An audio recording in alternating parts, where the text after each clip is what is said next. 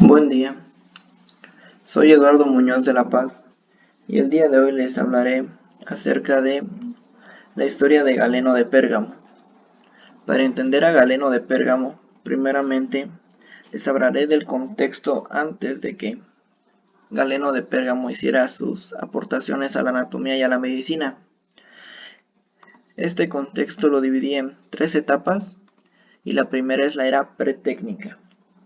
En esta etapa nosotros tenemos información por medio de las pinturas rupestres y aquí no hay una anatomía o medicina como tal. Aquí hay un estancamiento científico debido a que la religión prohibía la disección de los cuerpos humanos cuando ya no tenía vida la persona, y aquí se le atribuía todo al corazón, así como la fuente de vida, el pensamiento, los sentimientos.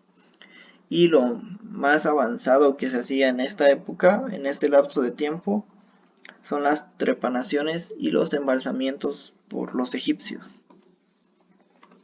La segunda etapa es la antigua Grecia y aquí hay una mezcla de empirismo y de magia. El empirismo es por medio de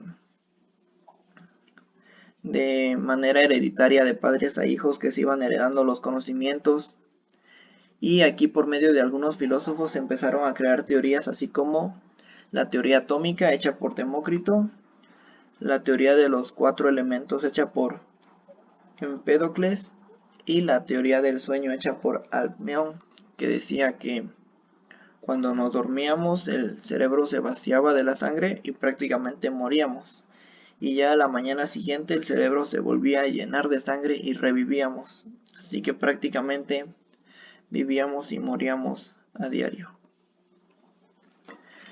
La tercera etapa, donde ya creció Galeno, fue la escuela de Alejandría. La escuela de Alejandría en sí es la etapa después de la conquista de Alejandro Magno a varias culturas, y donde creó la Biblioteca de Alejandría, que contaba con el conocimiento de todas las culturas de las que se había apoderado, y esta fue la biblioteca con más conocimiento en los siguientes 19 siglos, con más de 500.000 escritos o libros, y aquí fue donde Galeno se basó para empezar sus estudios anatómicos y en sí su escuela con la que adquirió el conocimiento básico que él tuvo.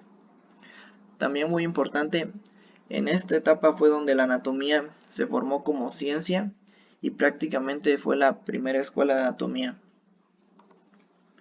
Ahora sí, en esta etapa también no se permitía todavía la disección del cuerpo humano, por lo que todas las aportaciones de Galeno fueron en animales, en base a animales como cerdos, bueyes, asnos, y esto los trataba de imaginar o poner en el humano y así escribir la aportación de cómo sería el cuerpo humano, haciendo la disección en los animales. Y haciendo esto, casi la mayoría de sus conocimientos fueron asertivos, excepto alguno que otro error, pero fue el mínimo error. Galeno de Pérgamo nació entre el año 129 o 130 después de Cristo en Pérgamo, que es Asia Menor. Su padre fue Aelius Nicon y fue arquitecto, terrateniente, constructor, matemático, astrónomo y literario. Algo muy interesante de por qué Galeno estudió medicina o anatomía fue porque a su padre en un sueño se le apareció a Esculapium, que era un médico muy importante de esa época, y este le dijo de que Galeno tenía que estudiar medicina.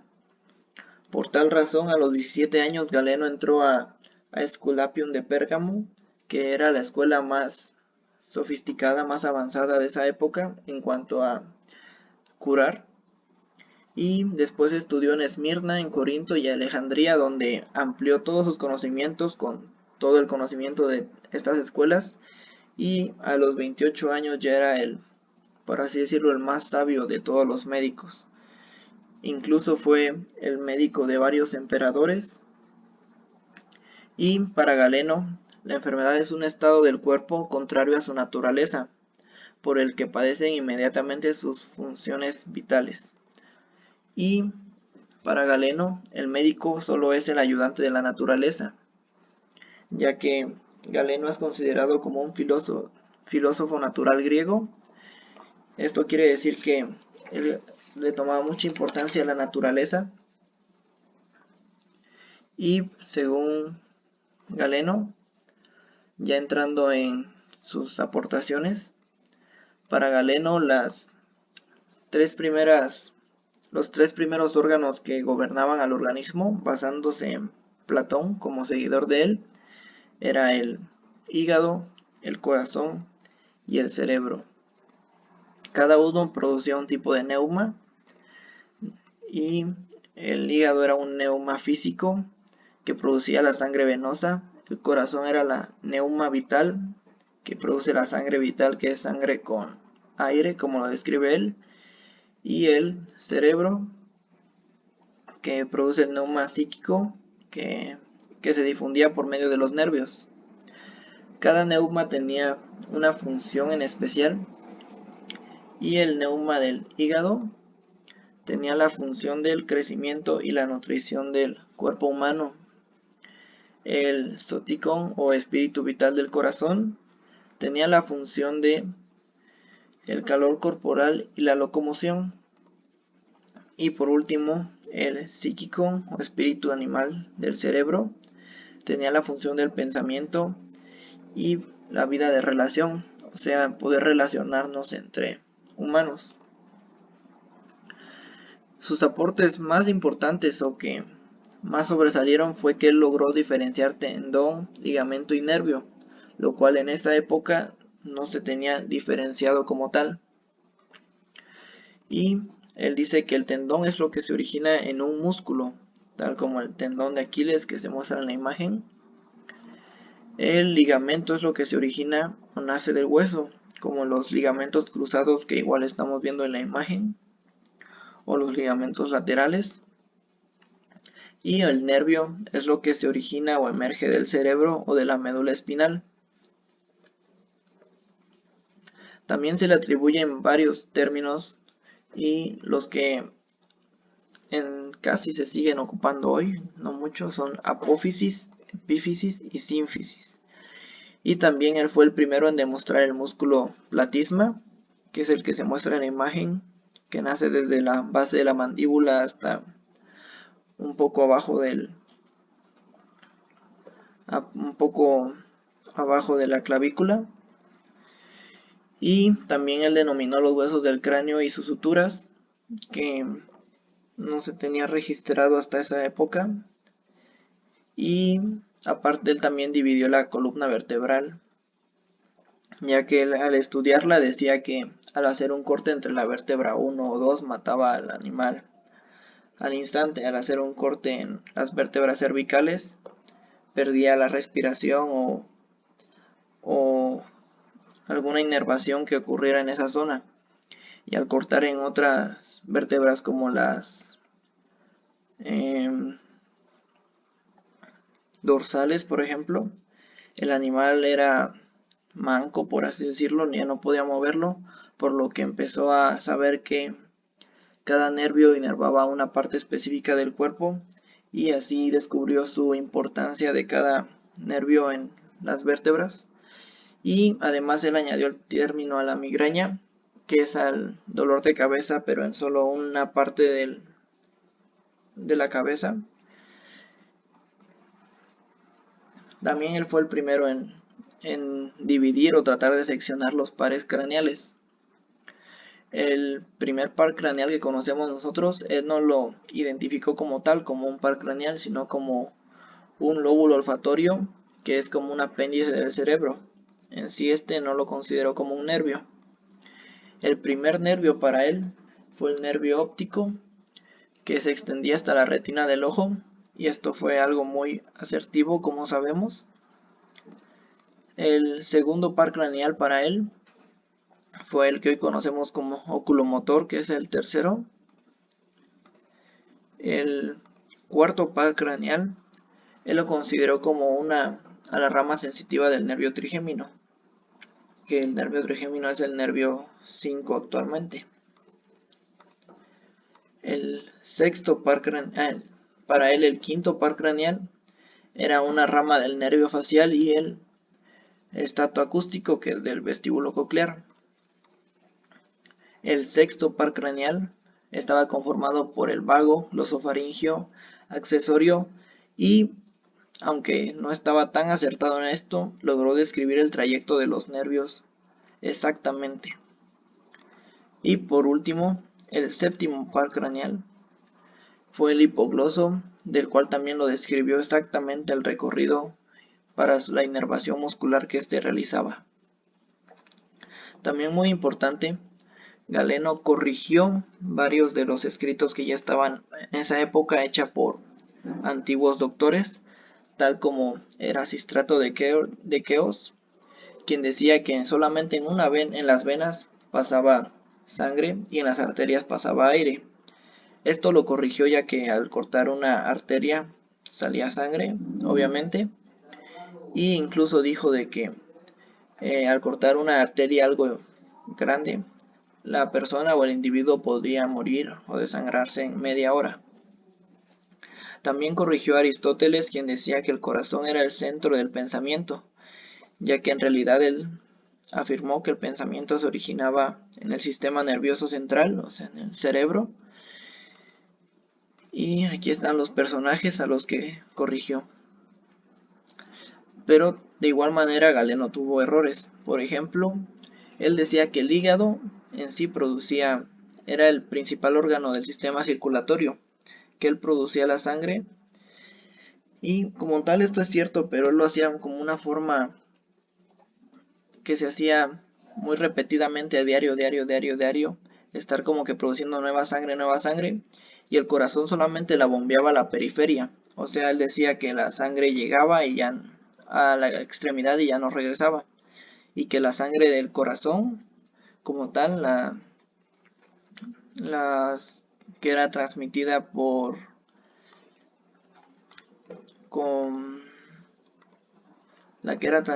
por las venas en sí se iba a los músculos, y la de las arterias en sí pues llevaban aire al cuerpo. Otro de sus errores es la división del esternón en 7 partes, y como sabemos el esternón solamente se divide aquí entre el volante y el cuerpo, y aquí entre el cuerpo y la apófisis sifoides. Este fue otro error. Y aparte también otro error fue una mal descripción del cartílago tiroides, y aparte describió un arredoplexo arteriovenoso en la base del cráneo que solamente la tienen los cerdos, pero no los hombres. Básicamente esos errores son porque en sí no podía disecar un humano, por lo que él descubrió en un animal prácticamente lo asimilaba a un humano y lo escribía. Pero en sí, como no se pudo basar de un humano, estos errores son más relacionados a la poca información con la que él contaba. Y estas son las cosas en las que depende la salud, en lo que se basaba de Galeno. Primeramente es la dieta, pero no solamente aquí la dieta la toma como la comida y la bebida, sino también como la actividad intelectual, la vida social, las actividades de ocio y las condiciones de la vida. No solamente es el lugar donde se vive, sino el lugar donde se compra, lo que se compra, el vestido, el calzado y cosas como tal. El dormir, él lo considera no como 8 horas como lo consideramos ahorita, sino él dice que se debe dormir lo justo y necesario. El esfuerzo en sí es la actividad física. Las relaciones sexuales es igual que dormir, que es lo justo y lo necesario. Y la actividad mental no es como tal el pensamiento o la lógica, sino dice que la actividad mental es la causa de la salud y de la enfermedad, y lo relaciona más como a la ira, el miedo, la angustia, la preocupación, la pena, la vergüenza, que son las que en un exceso llegan a causar la enfermedad. Y algo de lo más importante que él puede agregar también es su filosofía, ya que como se los mencioné al principio es de los filósofos naturales griegos y en sí uno de sus propósitos fue incorporar incorporar la filosofía a la medicina. Como tal era tratar de unirlas. Para con esto, él decía que sus pacientes debían apreciar que él se dedicaba al arte de la medicina por el bien de la humanidad y no solo por el dinero. Varios piensan que él decía esto como para ganar pacientes o clientes, por así decirlo, pero pues realmente él era un filósofo como tal con moral y ética que en sí se preocupaba por la humanidad y no solamente por el dinero. Y igual lo que a él lo llevó a hacer esta filosofía era por el desprestigio que se estaba empezando a dar en Grecia por el trato de los médicos hacia los pacientes, por lo que él empezó a tratar de impulsar esto. Y todo esto era porque él creía que cuando unes la filosofía y la medicina, vas a poder curar tanto lo físico como lo moral. Y esto es de lo más resaltante que se puede saber de su filosofía. Hasta aquí llegó este video y espero les guste. Gracias.